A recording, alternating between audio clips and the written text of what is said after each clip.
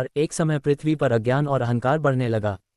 लोग विद्या को केवल दिखावे और स्वार्थ के लिए उपयोग करने लगे। तब माता सरस्वती ने अपनी कृपा को सीमित कर दिया।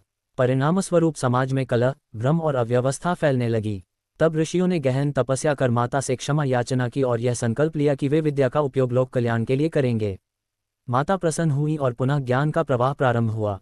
इससे ये संदेश मिलता है कि विद्या का सही उपयोग ही उसे सार्थक बनाता है। भारत में बसंत पंचमी के दिन माता सरस्वती की विशेष पूजा की जाती है। इस दिन प्रकृति भी मानो ज्ञान और आनंद का उत्सव मनाती है।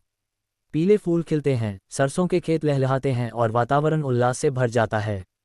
विद्यार्थी अपनी पुस्तकों और कलम की पूजा करते हैं, कलाकार अपने वाद्य यंत्रों की और शिक्षक ज्ञान परंपरा को आगे बढ़ाने का संकल्प लेते हैं।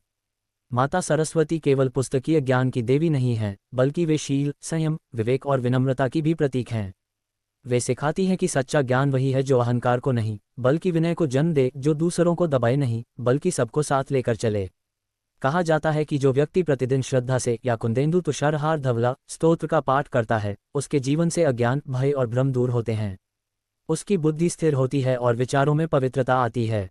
इस प्रकार माता सरस्वती की कथा हमें ये समझाती है कि जीवन में धन, बल और प्रसिद्धि से अधिक आवश्यक है ज्ञान, विवेक और सद्बुद्धि। जब मनुष्य इन गुणों को अपनाता है, तभी उसका जीवन सार्थक और समाज कल्याणकारी बनता है।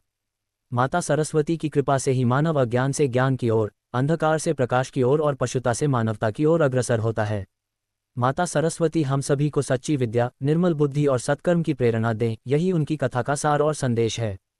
पुष्पन काल फोल्डेड हैंड्स।